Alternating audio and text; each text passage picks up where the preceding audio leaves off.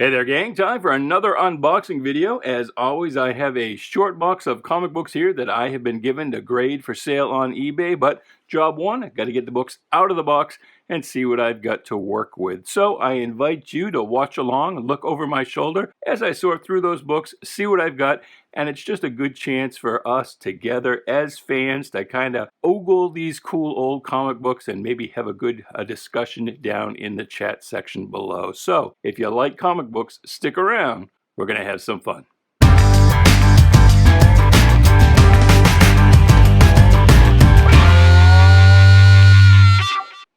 Hey there, Bubby. Welcome to Shanghala. My name is Duke, and this is another unboxing video. Hoorah, hooray! And we've got Spock here firing his phaser gangsta style, as as Spock is wont to do. So it promises to be a fun video. Hopefully, I don't know. This box gives me a little bit of trepidation, just in the sense that when I see a collection like this that is all nice and neatly done up in fresh bags and boards, it tells me that it's probably going to be newer books, or it might be like a run of some silver or bronze age one title. And I like the boxes like the last one that we did that are just a random mix of everything, including a lot of stuff that I, in 50 years of collecting, have never seen before. That last box, by golly, if you want a good time, go back and watch the most recent video. You can find it in the playlist or just searching the channel. That had a lot of gems from the Atom Age or Uranium Age, whichever you prefer to call it, the 1950s, if you will. A lot of stuff that, again, I had never even seen before, didn't even know it existed, let alone actually held in my hand. So that was cool. This video, I don't know what we're going to find, but I got a feeling that it's going to be pretty run-of-the-mill. So I hope that doesn't discourage you, but please do like, share, subscribe, comment, do all the groovy things. Let's not waste any time. Let us get right to it. And here we go. First stack, and it's kind of as I thought. I think we're going to see a run of Spider-Man. What do you think? Well, there's nothing wrong with that. Spider-Man sells great. It's probably the single best-selling title that we have. And I've told you before that Spider-Man up till about Amazing Spider-Man now, there is a difference between the Spider-Man titles. Spectacular Spider-Man is sort of the bastard stepchild. But as far as ASM goes, almost any grade, up to about issue 102 or so, you can sell on eBay and get at least $10. Or we can anyway. I mean, if you're just starting out, you need to build up an audience. It takes a little time. It can be frustrating at first, but we've been selling on eBay, hardcore, listing, 100 lots or more every single day for about 4 or 5 years now.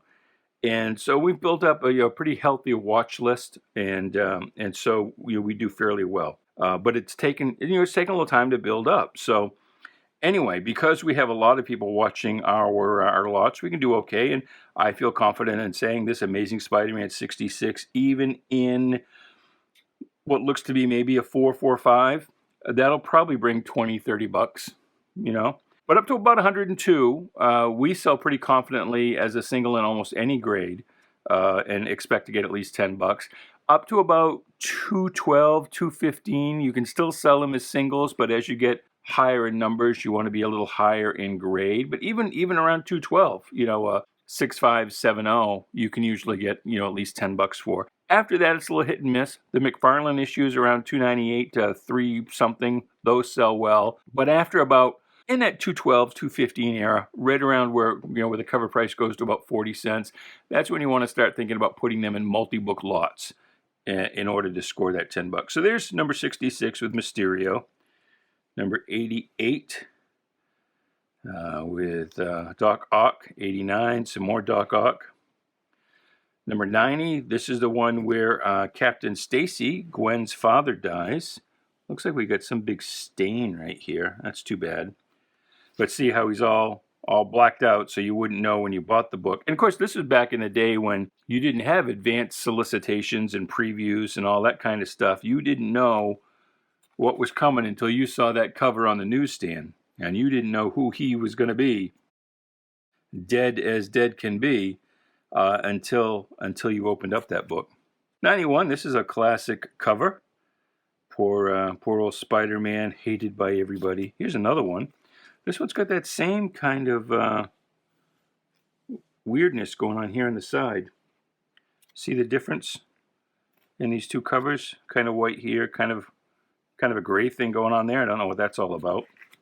Here's the Prowler, and there is some talk that maybe the Prowler will be part of the Sinister Six. And we've seen 5 of the 6 already in the latest Spider-Man trailer, No Way Home. And so who's going to be that 6th member? Is it going to be maybe the Vulture coming back? Or somebody new? The Rhino again? or will it in fact be the Prowler? We don't know yet. But this issue may start to take off. 98, that is part of the 3-part drug story. This is the middle part. And if you're not familiar with that story, Stan Lee was contacted by the federal government, asked to do a story extolling the evils of drug use, which he did, but the Comics Code Authority, and you see there's no CCA seal here on this book, they rejected it because at that time the Comics Code would not allow any mention of illicit drug use. And so Stan Lee went to the publisher Martin Goodman and is like, well, what do we do? CCA says we can't do this story, and the federal government is saying we should. So what are we going to do? And so they went ahead and published it without the CCA seal, and that was kind of the first chink in the CCA armor that eventually, 20, 30 years on, led to its complete dissolution. It no longer exists. But immediately in the wake of this, it was weakened somewhat. It was modified, and that allowed only less than a year later, the famous, Roy Harper is a junkie. Oh, you probably drank too. You do one, you generally do the other. That story in Green Lantern / Green Arrow, and not only a story but a cover. That was a shocking cover. I remember that. Actually, I don't remember. It's a little bit before my time, but it was still a big deal in the mid 70s. People spoke of it in hushed tones, if you will. So here's 113, some more Doc Ock. 114 with Hammerhead. There's 115. Doc Ock, Aunt May's a killer. 116 with the Smasher, suddenly the Smasher. And for some reason, there's a run of issues here where he's got doesn't have that white stuff in the eyes. You can actually see his eyes through the mask. And I think that was a problem with the costume or something. I don't think that's a case of trying something out, but there's 118, 119, very popular with the Hulk. That'll sell well. More Hulk. Which of those do you think is the better cover, that one or that one? I think this one. More classic. This one's a little busier. This one's a lot like the Spider-Man versus Superman cover, if you're familiar with that one. Here is a Man-Wolf, 125. There's a new Vulture in town in number 128. Let's get these out of the way. Grab the next stack. See if it is in fact going to be more Spideys. And it is. There is the Tarantula. And I think that is the first appearance of the Tarantula. You don't see him much anymore just because he's kind of so ridiculous. Amazing Spider-Man 137, 150 with the Sandman and 154, 165. And again, these sell well as singles, as long as they're at least a 6.0, kind of in this range. 167, 170, Dr. Faustus. I remember him from when I was a kid. Here's the Punisher. 174, and Marvel's Hitman. 180, 181, 182, the Rocket Racer. still 35 cents. Here's a nice John Byrne. It was a two-part John Byrne story. John didn't illustrate Spider-Man all that often. He tended to like those team books, the Avengers, the Fantastic Four, the Champions, but always did a nice job on Amazing Spider-Man when he did it. And here is a team up with Submariner. And this is just sort of the edge of where you kind of want to start putting books together in multi-book lots if you want to get to $10 on eBay. Now, of course, things on eBay sell for significantly less than they do in the price guide. The price guide is what you would expect to pay at, any retail store, any comic book store, if you went in and bought the single issue out of the back issue bins. eBay things tend to sell for a little less there, I think largely because people factor the shipping. They factor the shipping cost into their purchase price. I know I do. But anyway, the other thing I wanted to note about this is also about the era. It's really the 40-cent era where you can begin differentiating newsstand covers from direct sales covers. And this is a newsstand edition. From this era, if it had been a direct sales, you probably would have had a bar through the UPC code and a different price box up here.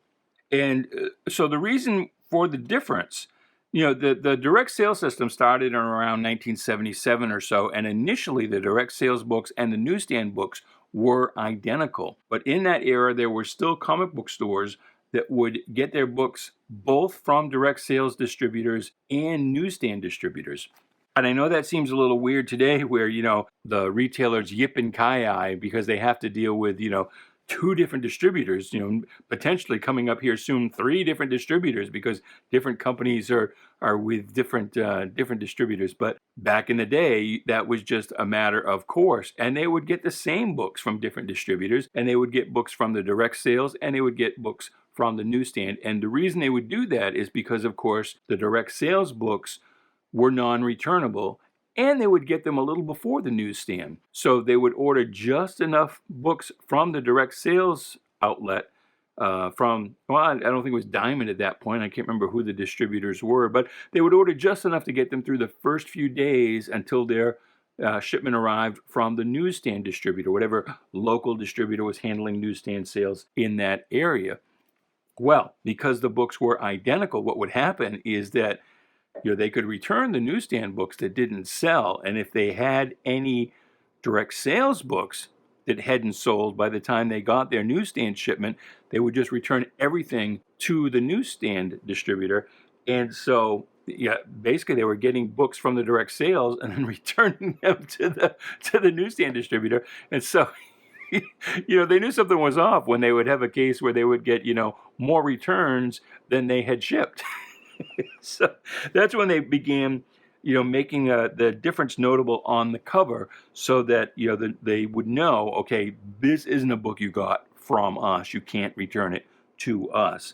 And so there are collectors who like to get both. They like to have the newsstand copy and the direct sales copy, even though the only difference is just, something different about the UPC box, whether it was the bar through it or later on you might have Spider-Man's head in it instead of the barcode, and the price box was usually different. But it's just kind of neat knowing that they sold through 2 different outlets. And then as you go on, as the direct sales system started to really take hold, take root, take over, the newsstand sales were much less, and so long about 1985 or 86 or so, there were only about 25% of total circulation. And by the early 90s, it was down to about 10%. So, you get a direct sales copy from 1990 or on, you've got a fairly rare book, especially if it's in high grade, because those books tended to be purchased by the casual consumer, not the hardcore collector who would stick it right in a bag and board. Somebody who'd throw it in a shoebox. And so they tended to not survive, and if they did survive, it was in far lesser grade. So that's why, one, because they're relatively, more scarce than the direct sales books, and then also just that, that difference, knowing that they came from different sources. So there are people who like to collect both. And so it is around the 40-cent era, around 1979 or so, when there's a difference that you can note on the cover, that you can actually tell them apart. And you want to make that notice to your buyer in your listing on eBay or wherever, that it is a direct sales copy, because we are seeing, although there was really no difference in price for a lot of years, we are now seeing that definitely a newsstand copy will generally, all things being equal, in the same grade, bring kind of a multiple of the direct sales. All right, so that's that. Another long and pointless story. All right, moving on. We got some early Ghost Riders. There's issue number 2. We saw a bunch of Ghost Riders in the last box. X-Men 111. I've told you before that this was my very first issue of X-Men as a kid, so I was an early adopter, I like to think. This is actually a reprint of an earlier story. This is from issue... So actually from this one, this is the first one, from issue 67 to 93. The book just reprinted earlier stories. So this is the first reprint issue. So you can imagine that if you were a kid at the time and you got 66, where the X-Men are all in their new costumes and they were fighting the Hulk in that issue, and then you come and you get the next issue and it's like, well, the price has gone up to 25 cents. And it's got the team in their old costumes in this kind of old-fashioned art. You've gone from Neil Adams and Jim Steranko back to, well, this is still Jack Kirby, but you had Warner Roth there in a lot of those issues, which was kind of, I don't want to knock the man, but it wasn't that exciting, that dynamic. So it had to be a hard a hard transition for any fans of the X-Men that existed, but obviously they went into reprints because there weren't enough fans of the X-Men. Even with things like this, the logo busting cover. Now I have seen where there's a version of this cover where he actually is breaking the logo, but at that time it was kind of, the logo was sacrosanct. You didn't mess with it. Just laying hands on it was fairly verboten, and to actually be crushing it, that would have been a little beyond the pale. Here's King Size Special number 2. Here's some Silver Age Thor. Hulk against, is that Baron Blitzkrieg? I'm not sure who that is. Here's the Absorbing Man. The Gremlin. So speaks the Gremlin. Like that's intimidating. It, the Thing from the Dynamo. And there was a while here where Hulk was look at this Two-Face guy. That's freaky. That'll give you nightmares if you're about 10 or 12 reading that. But there was a period here where the Hulk fought a lot of monsters, kind of straight out of the Atlas era, the 50s Atlas era. This is a classic, and this is also a record book. There is and we have a bunch of them that I need to list.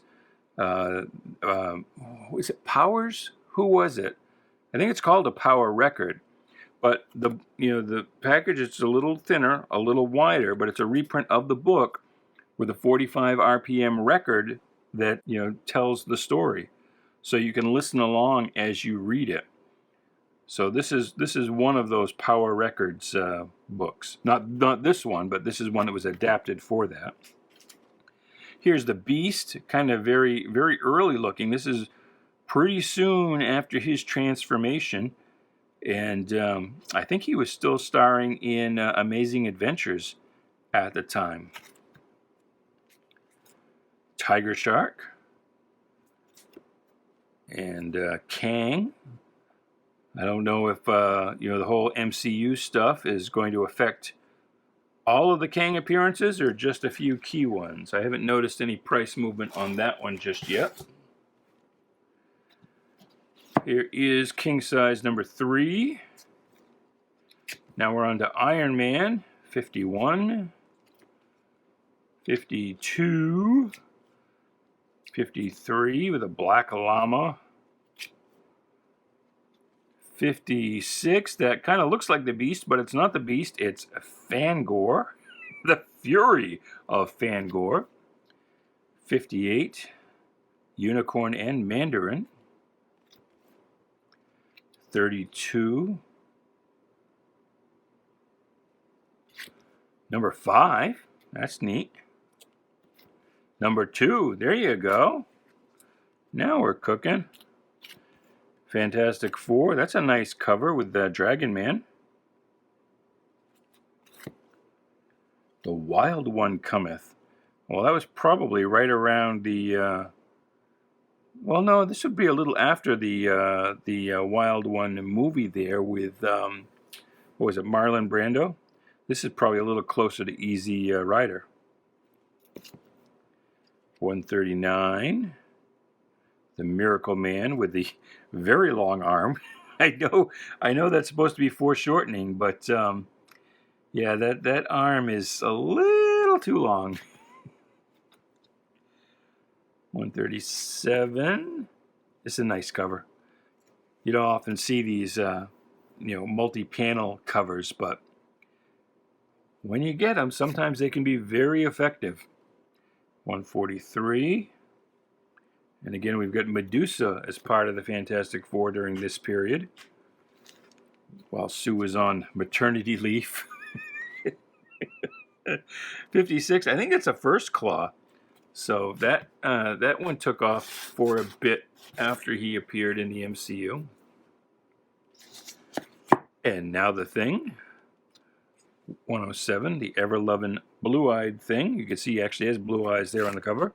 Although they just fill in the entire white in blue.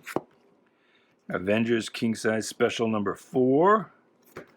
Here's 104. 105, the Beast Brood. 106. 107 with the Grim Reaper. Little artistic license there. He was not actually a giant size, I don't believe. This Hawkeye costume is just ridiculous. It makes me laugh every single time. 111 with Daredevil and Black Widow. 114, Mantis and the Swordsman. 116 with Silver Surfer. Oh, floating heads. Hooray! Great big giant arrival stamp. So this is something that the stores would do if you're not familiar with this. The cover date is not the actual date the book went on sale. And it sort of bugs me when people will list a book as being like from, November, whatever year this is. It's probably 72, 3, 4. And it's not. It went on sale before that. It actually went on sale, you can see here. This store at least got it on August 14th. And it was generally about 3 months before the cover date. And the reason they were cover dated later was because that's when the distributor wanted the retailer to pull it from the shelves and return it. That's when you could return it. When you saw that cover date, that's when they would accept it for returns, being unsold. But stores didn't always have a lot of shelf space. They couldn't just keep piling up new books. And so they would throw a stamp on it so they would know when they got it. And so, they get a new shipment of books and they go to put it on the stands. And if something's been there too long, they would pull it. And usually like a month, around September 14th, they'd be like, screw this, boom, pull it. And, they'd stick it under the shelf or under the counter or somewhere until they could return it as a non-unsold item. But anyway, that's what an arrival date is. And you will sometimes see arrival dates differently. They'll only be 2 months ahead of the cover date instead of 3, and that's usually a retailer who is stamping the date they wanted to pull it from the shelf as opposed to the date that they actually got it. So in that case, it's not really an arrival date so much. Here you go. This one came out on 9/11. It's more of a pull date. And there's 110. These 3 issues, I would say, all came from the same source, the same store, because they all have the same style of arrival date. And up here, it's not too bad, but here in the middle of the cover, that's kind of obtrusive. And arrival dates, I mean, it is a defect, but it's not something that when you're grading a book, you count it as quite as much of a demerit as, something else. There's a difference between rather a book has something on it that there's no way you could have purchased it without that defect, such as an arrival date, or like little bindery tears, little tears at the top and bottom of the spine, and things like that. A square-bound book, maybe if the spine is crushed a little bit, they're still demerits. They still count against the grade, but they're not judged as harshly. But even within that, there are levels. This you might grade a little harsher than this, just because it's going to be less desirable, because it's in a more obtrusive, unsightly spot right there in the middle of the cover. And even though, yes, you would probably prefer to get one without any arrival date at all. And if they were setting up a grading system today, that is probably how it would be. You would judge an arrival date, any kind of stamp, any defect on the book pretty harshly. But back in the day when, the grading system was initially invented, long before we even got the number scale that we have today, arrival dates were pretty common, and it was just deemed to be something that, again, while a defect, it was not necessarily, it wasn't a deal breaker, as it were. So, and you can have them as nice stamps. You can even have them written, and sometimes with a big old marker or something, and it's still not that big a deal. But if it's something clearly something the buyer wrote, then it becomes a big deal, and that's just kind of the way it is.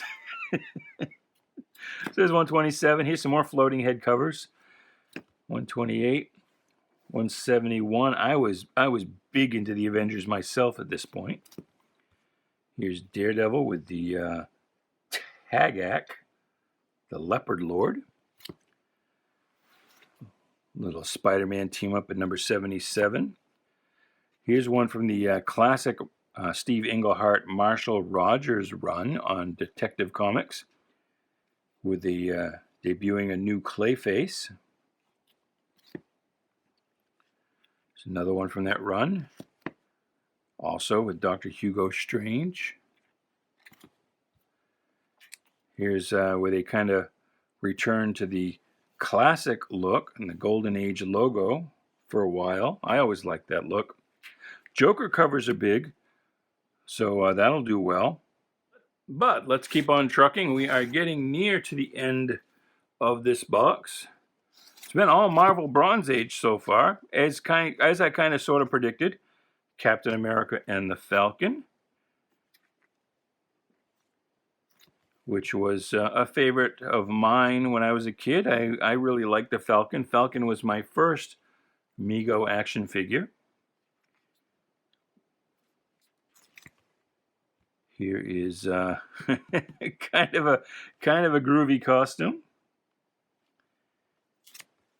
King size annual with some. I think this is all. Yeah, it is some reprints of some Golden Age stuff. Here's an earlier issue of the Falcon where he had a different costume and had this. It was called hawking. I don't know what it's called when you the sport of training hawks. Hawking just doesn't seem right. It makes me think of I'm not a superhero.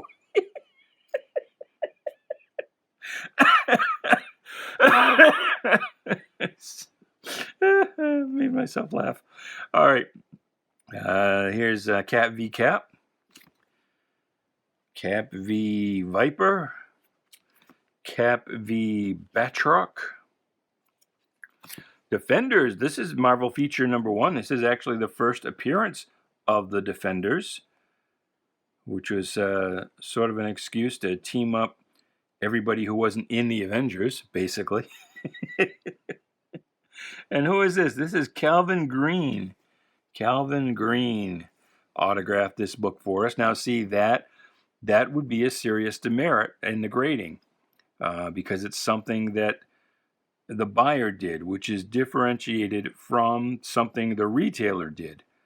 You know, there's only one of these that says Calvin Green on it, whereas there's probably hundreds, thousands that have an arrival stamp of some kind.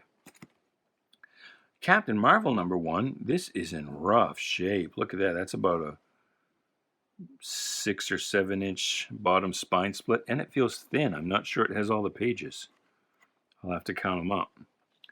Jungle Action, starring the Black Panther, #5. This book started out as a reprint of jungle stories from the Marvel Atlas era of the 1950s, and then quickly they switched it over to a book starring Black Panther. I'm not sure if this is the first one or not. I can't remember if he started in 4 or 5. Oh no, I guess this is the first one. At last, T'Challa stars in his own Smash series. So this would be the first solo Black Panther title. So that's kind of a big deal, I think. Now we've got some newer books here. Suicide Squad #1. This is a hard book, actually, to get in high grade. And this is the classic John Ostrander run. Hard because it's got this black cover, so even the smallest tick on the spine here is really going to show up. And not so much as newer books, but still to a certain degree, it tends to pick up fingerprints in the cover. This one looks pretty high grade, so that should do well. This one doesn't do as well as you would think it would. That's Detective 608, first appearance of Anarchy. This is part 1 of the year 2 story. This one is an Alan Davis cover. The other 3 parts were all Todd McFarlane.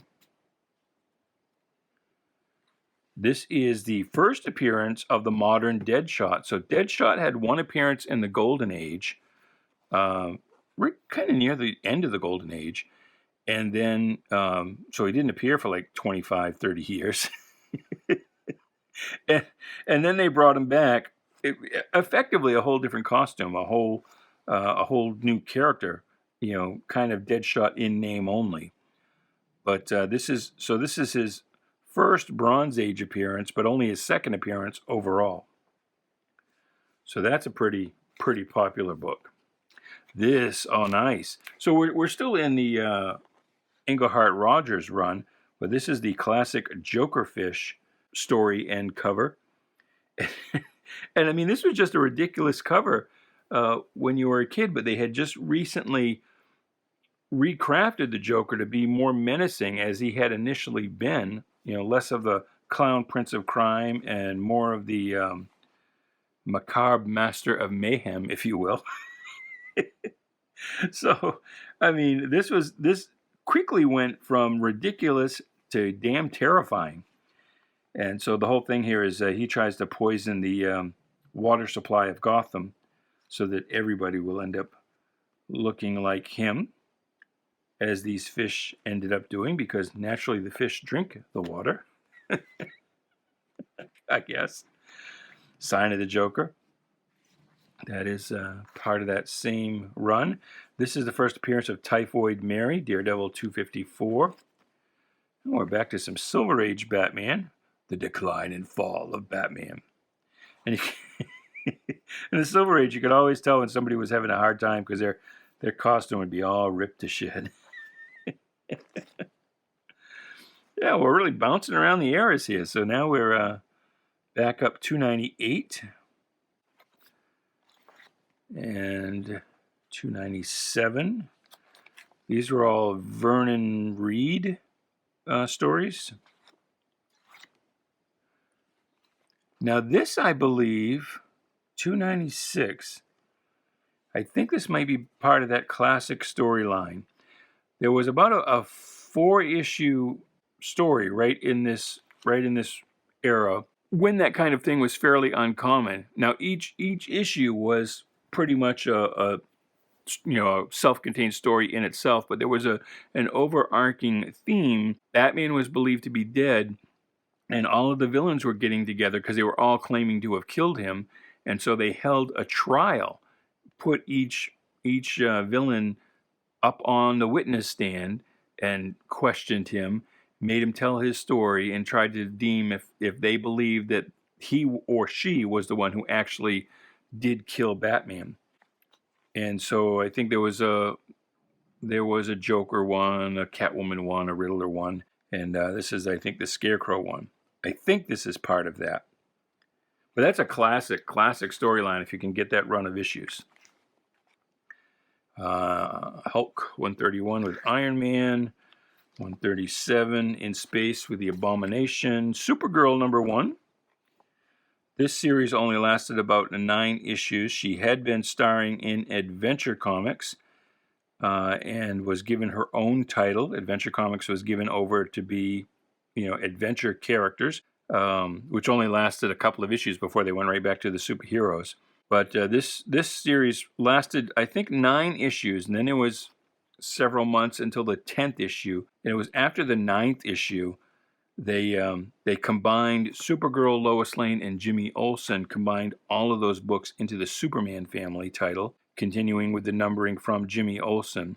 And then Lois and Supergirl, anyway, several months later, like 8 or 9 or 10 months later, they had one more issue that pretty much just used up some old inventory. Because Superman family, at first, one of those characters, Lois, Jimmy, or Supergirl, would star in a new story, and then the rest of it would be reprints. And then after, 15, 20 issues, it was all new stories. Here is $3.99 of Detective Comics. Number 380. Robin is dead. Big trope at the time. Either Batman was afraid Robin was dead, or he was smacking the crap out of him himself. Whichever way you could shock the reader most, and they would seesaw between the two. This cover's always cracked me up. Batgirl can't fight because she's got to run in her tights. And of course, this is back when she was still carrying a purse. She had her utility belt, but also needed a purse because she's a lady crime fighter. All right, this is it. This is the last stack. This turned out to be a fairly long video. Popular Joker cover and the DC Go-Go checks, so that should sell well. Case of the abbreviated Batman with the Bat phone straight out of the TV show. The Spellbinder. Quite a crazy costume. This is, what is this guy's name? It was like William B. Williamson. And somebody suggested in the comments last time we saw this book that maybe he was based on Steve Allen. And he does kind of look like Steve Allen. This is The Outsider. We've spoken before about The Outsider. They had killed Alfred, killed him off in the Bat books. Some people say it was because you had too many men living alone together, and DC was kind of freaked out in the post-Wortham era. But this is way post-Wortham. Frederick Wortham being the guy who wrote Seduction of the Innocent, and you had the campaign that comic books caused juvenile delinquency, which led to the Senate hearings into juvenile delinquency and the investigation of comic books that led to creation of the Comics Code Authority.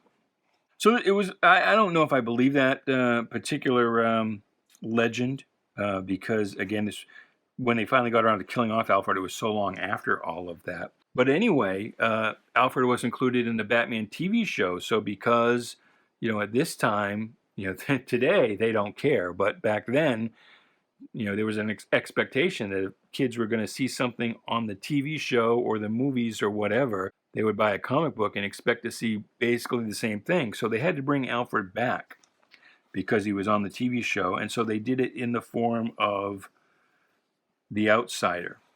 And I can't remember exactly how the story worked, but it was all that Alfred didn't actually die. He somehow got turned into this character, the Outsider. And, well, long story short, he became Alfred again, and everything went back to normal. But anyway, that's the Outsider, who looks kind of like the Polka Dot Man, but those are actually big old boils all over his skin. He would look pretty gross on screen today. You would think they would do a some kind of cinematic adaptation.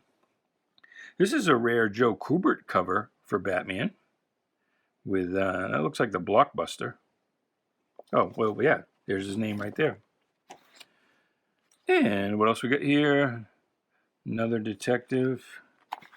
And is this it? Yes, this is the last book in this box. And see, here's a pretty ugly arrival date, June 21. And because it's only 2 months before, this is probably more likely a pull date.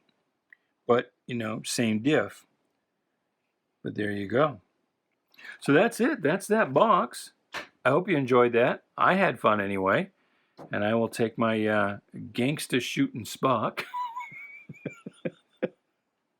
and say, until the next video, goodbye, good luck, and please be good to each other.